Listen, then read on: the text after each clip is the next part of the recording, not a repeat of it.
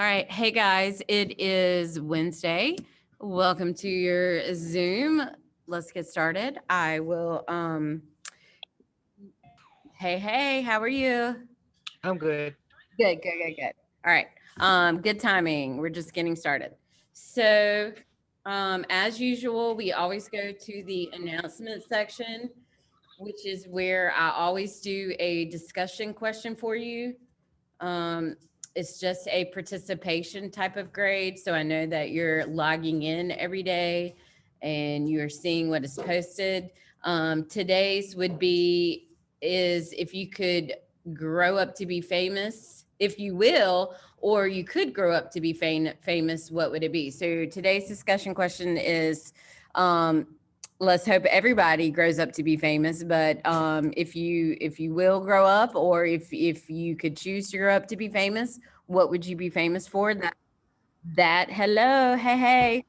So today's discussion question is if you will grow up to be famous, or if you choose to grow up to be famous. I hope you all grow up to be famous. I hope to be famous at some point. If not just from winning a lottery ticket, I would take that fame right there. But your discussion question for today is to write, what you would be famous for. And then what I need to go over, because I think people are missing this, and it's my bad yesterday because I forgot to talk about your sketchbook assignment. Right here where it says daily sketchbook assignment instructions, you can get to this in your module. If you click on it, and you scroll down, don't read all that hoo-ha, and you scroll down and you will see this PowerPoint that pops up. And this is what you do daily. This is your daily sketch assignment. So for those of you that, couldn't figure that out, or I misled you at some point, don't worry about these. But like last week we did Escher, we did Degas, we did this vocabulary word. Hold on, let me get out of this. We did Matisse, and then we did Andre Wythe. This is my fault because I totally forgot yesterday. I totally forgot to talk about the sketch assignment. But every day, let's skip over this vocab for right now. Every day you, in that little first sketchbook and daily instruction, every day you have 2 slides to do as a sketchbook grade. So like today, this would be yesterday's, and then this would be today's, but I'm going to go back just to here. So, cause this is my fault. So like this would be your sketch assignment. You're going to draw, and you don't have to worry with their faces or whatever, but just, somewhat, how can you draw this image of Mona Lisa? And then you're going to write this information down. Leonardo da Vinci, he's the artist of the Mona Lisa. And then the slide underneath has the information. So every day you have 2 art history slides to write down in your sketchbook. And then I grade those on Friday. So for a perfect example, on Friday, let's look back to last week where it says assignments. This is everything that you guys have going on, and everybody pretty much is, fine. It takes a while for people to realize the sketchbook side of things. We did the drawing upside down. We've done the 3 contour line hands. We did a Zentangle project today. We're going to do another one. We did the Zentangle project yesterday. We're going to do another one today. We did line and we did all of that is last week. Right here where it says sketchbook, week 1 uploads. So last week, you should have uploaded multiple images or images all on one page of MC Escher, those particular slide notes. As you can see, I have week 2 ready to go. You guys won't see this until Friday. So these sketch assignments are due every Friday. And so every day you got to, and I might try to start putting this in the announcements. Every day you need to go right here where it says daily sketchbook assignment instructions. Yes, it gives you some instructions here, but all you need to do, I might even take that away. All you need to do is work your way through these art history slides. We're not doing this the whole year. We're only doing this the first 6 weeks, and then your sketch assignments will change. But for the very first 6 weeks, just to kind of get familiar with all of the artists, it's just a very quick way for me to get some art history into your lives so you can win playing Jeopardy or Trivia Crack, or you need to know some of these in the long run. You will be happy that you paid attention in an art class.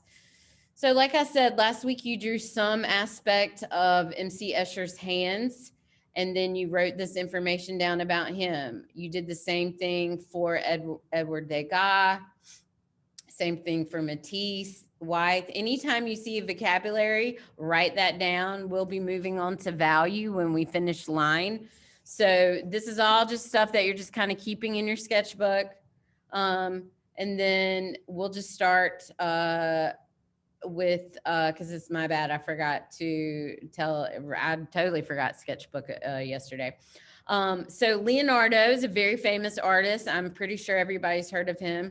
He's very well known. Most people know that he painted the Mona Lisa. He is considered, the father of the Renaissance. He also invented a lot of different machines. It was a wonderful drawer also, in addition to painting. His mind and personality seemed to us to be superhuman, while the man himself was very mysterious and remote. So those of you that remember the Ninja Turtles, they were all named after famous artists: Rembrandt, Leonardo da Vinci, Michelangelo, and I'm pretty sure I'm missing one, but I'll remember it. So that's your sketch assignment. And then yesterday I talked to you about Zentangles. Those of you that have turned in work, it looks really good. I am actually blown away of how quick you guys picked up on Zentangles. Sometimes it takes people a little bit to get the concept of a Zentangle. You did a wonderful. Today you're just going to kind of continue the Zentangle project.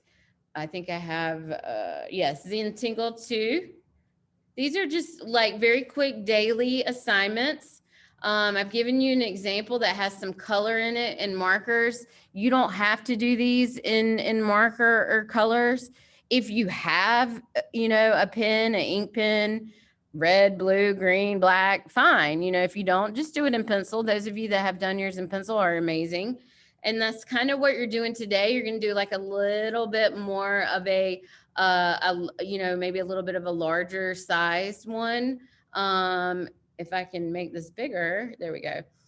So this is just another presentation of what a Zentangle is, but not in a PowerPoint, because sometimes I feel like those of you that home that don't Zoom in live, sometimes maybe you don't, go through the whole PowerPoint. So I figured I would put this on the sheet. And so today you're just going to kind of make a little tile, like maybe about the size of your hand in your sketchbook, similar to yesterday. But, just going over what a Zentangle is. It is a form of doodling that was invented by a talented calligrapher. A calligrapher are the people that, if you've gone to a wedding or graduation, sometimes envelopes are addressed in this very fancy script. that's done by a calligrapher. So that's what a calligrapher is. So the concept of a Zentangle was originally developed by a calligrapher, and her name was Maria Thomas. This was, early 2000s. And tangling, kind of think of like when you're like you have a chain on a necklace and it gets kind of tangled up, or your hair gets all kind of tangled up in something.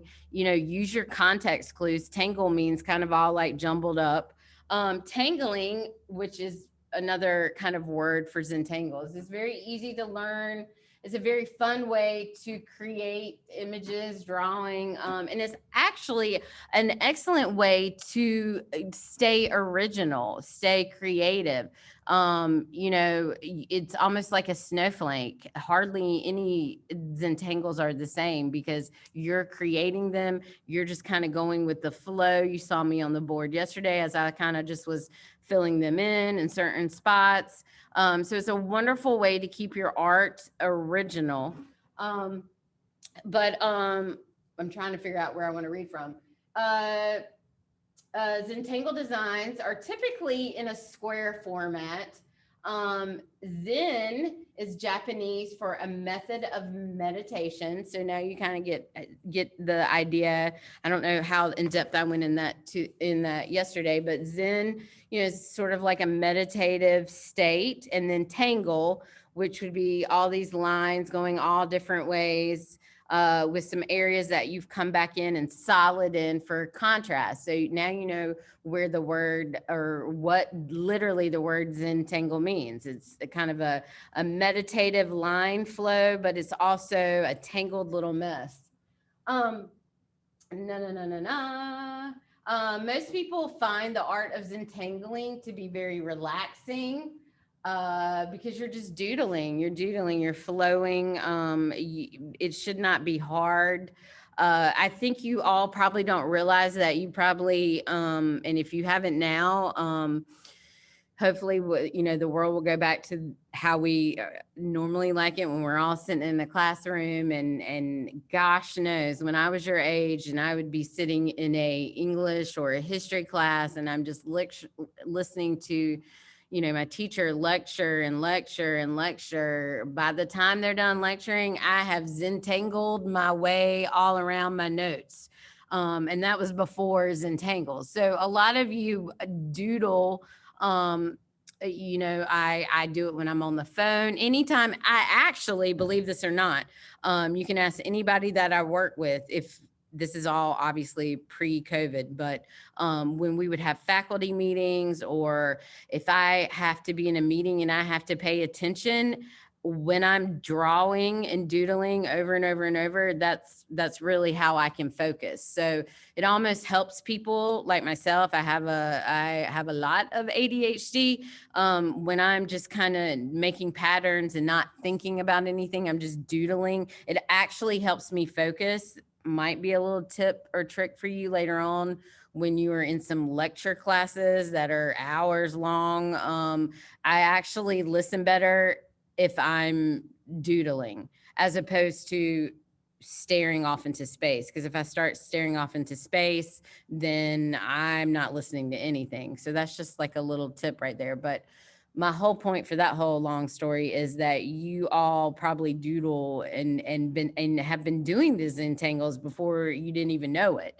And so this is just an art form that's relatively new. And in art, we really typically don't a lot of times have new art forms, but Zentangles really have taken over. I thought I had grabbed one of my Zentangle coloring books, but I don't think I did. I thought I pulled out.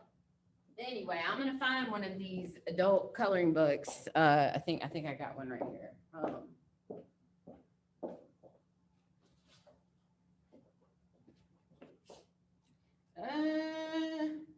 Well, this one isn't really one, but I know you've seen these things. I know you've seen these type of coloring books that are just filled with things that you color. This isn't quite a Zentangle. I'll find one.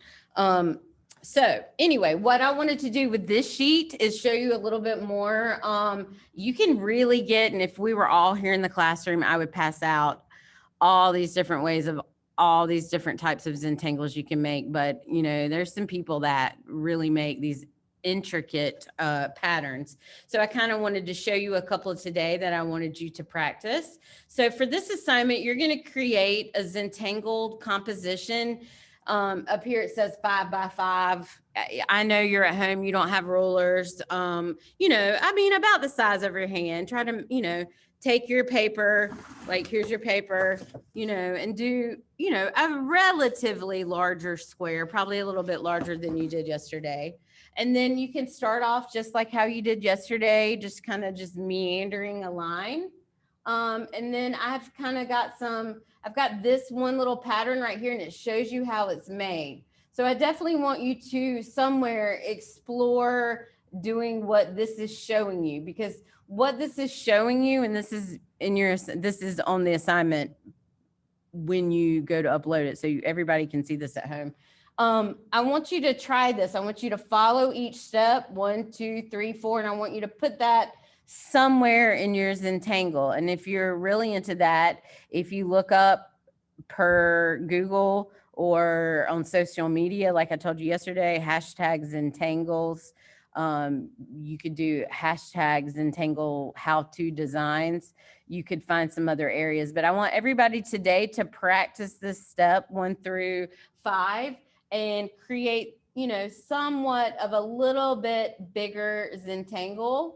And then I've just got some more examples here. There's so many ways of doing these. And, you know, so I'm just going to kind of leave these here right here. But what I want you to be able to tell what makes these successful is coming back in and soliding in some areas. Like this is successful, kind of like I told you yesterday with the checkerboard, every other one type of thing. This is successful because it's not all these teeny tiny lines. If you took these big areas of contrast out, it might get boring, but because you come back in and pick some areas to solid in, is fine if you're solid. It's fine if you're soliding it in. I don't think that's a verb, soliding it. It's fine if you are using your pencil. It's fine, because I know a lot of people don't have pens and mark, you know. But I did at the very top of this show you this one in color. I thought I did. Hold on. Yes, right here. So I showed you one in color because if you do have some color, pencils, markers, feel free to come back in color with these. If you do have a pen at home, it doesn't have to be a Sharpie or anything, but let's say you just have a regular ink pen. Try to do this at home with a pen and not a pencil. Sometimes when we work with a pencil, it makes us feel like we got to go back and erase and make it perfect. And this is a very loose, waking up that right side of the brain, you know, just let your pen take you wherever it goes, come back in, solid some areas. So those are your challenges today. If you do have an ink pen, you know what I'm talking about, like any type of ink pen, these little ink pens that we click like this, or Sharpies. I mean, ballpoint pen, any type of pen. Try to do something today, or even if you don't have a pen, you just have a marker, like a big old Crayola marker, or a big old, you know, Sharpie marker or something. Try to do one today, just in a pen or a marker, and see how free that is. And definitely somewhere in your Zentangle today, that's going to be about the size of your hand, you know, 4 or 5, you know, just kind of like that big. Here we go. Try to also put that example I gave you with the steps. I want you to all try to do that Zentangle step. So for today, you are answering your discussion question of what you will be famous for, or, you know, if you could choose to be famous, what you're going to be famous for. You're going to go back into your sketch. You're going to go back into very, very important, this little spot right here. I might add it to the home screen when I go to modules. If you guys, you know, are just now catching on, don't worry about last week. I just want everybody, like right now, today, to get into this PowerPoint. Know that this PowerPoint is yours for this whole entire 6 weeks. And every day we do a drawing from it, from the artist we're doing, and then we write that information. And today, if you were confused, you want to start today, just start today with Leonardo. And I also showed you last week some examples of how to do this. Let me go back to the modules.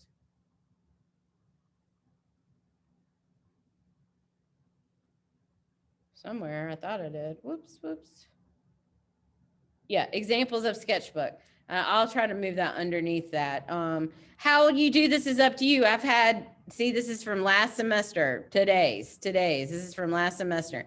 Now, this student just drew, you don't have to take the whole page. You can draw very small. Some people like to take a whole page. It's how you do this is up to you. You could do all the ones for the week on a page, or you could do however you want to interpret it. You don't have to put color in it. This person just chose to.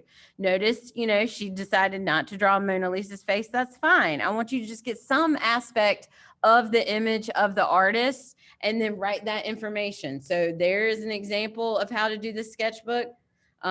Here's another example. They've drawn this and then they wrote the information. That's perfectly fine. Here's another example. They do a little bit of the drawing. Can I make that bigger? I don't know if I can. Do a little bit of the drawing, and then they've kind of color coded their information. This is just a very easy first 15, 20 minutes of the art class to get you familiar with some very famous artwork. Practice. This is what we call, when we look at these sketch assignments, this is what we call drawing from reference. We've drawn from observation when we did our hands. We've drawn from reference, and then today you're drawing from your imagination. So there's all these different ways to draw, and it's my job to keep increasing all of those ways. Drawing from references, which means you look at the reference. Drawing from observation, which means you have something sitting in front of you, or you're actually looking at that. Or drawing from your imagination. And that's what we're doing with the Zentangle. So that's a little bit of an explanation of why I asked you to do these things. Hopefully they are not painful. Hopefully everybody is going to continue keeping their 100 average. I'm very proud of all of you. Do my live Zoom people have any questions for me? No, ma'am. Okay, good. So what I'm going to do, as I do every day, I'm going to stop the recording and I'm going to upload it. So those of you that are going to check it out later on, it'll be in the announcement section, and then I'll get right back into the live Zoom. For those of you that might want to, ask me something, or show me something. So I will be right back. Okay.